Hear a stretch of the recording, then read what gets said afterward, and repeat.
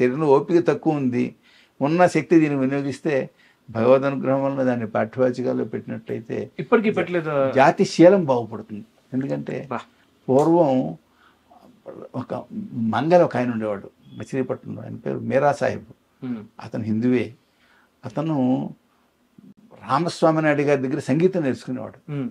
ఈ నేర్చుకునేటువంటి వ్యక్తి అక్కడ ఉండగా, రామస్వామి నాయుడు గారు అంటే బాగా ప్రసిద్ధమైన వాడు, అప్పటికే ప్రసిద్ధి ఉంది ఆయనకి. అక్కడికి వాళ్ళ తండ్రి గారికి పక్షవాతం వచ్చింది. చదువు ఆపేసి అతను ఇంటికి వెళ్ళిపోయాడు తండ్రికి సేవ చేయడం కోసం. దాని మూలంగా జీవితం అంతా మంగళగా బతకాల్సి వచ్చింది. అంటే మంగళ పని చేస్తూ బతకాల్సి వచ్చింది. అదేం బాధపడలేదు అతను, ఎందుకంటే తండ్రి గారి సేవ చేశాడు. ఎందుకని? జాతికి అప్పుడు రాముడు ఆదర్శం. తండ్రి సేవ చాలా ముఖ్యం, అదన్నిటికంటే అది భగవంతుడి అనుగ్రహం కలుగుతుంది. అది అప్పటి పరిస్థితి. కానీ ఇప్పుడు అమెరికాలో ఉంటున్నాడు అతను, డబ్బుకు లోటు లేదు. తండ్రి మరణిస్తే రావడానికి టైం ఉండటం లేదు. తండ్రికి మాసికాలు పడడానికి టైం చాలటల్లా, నేను తర్వాత వస్తాను, సంవత్సరాలకు వస్తాను, ఇప్పుడు రాను అంటున్నాడు. తండ్రిని అనాథాశ్రమంలో చేరుస్తున్నాడు.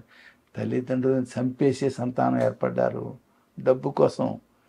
పిల్లల్ని చంపుకునే తల్లి ఏర్పడ్డారు.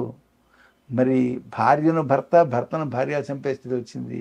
ఇప్పుడు పేపర్లో పడుతున్నాయి వార్తలు. ఇదంతా ఏంటి? జాతిశీలం పోతోంది, ఆదర్శం లేకుండా పోతోంది, లక్ష్యం లేకుండా పోతోంది.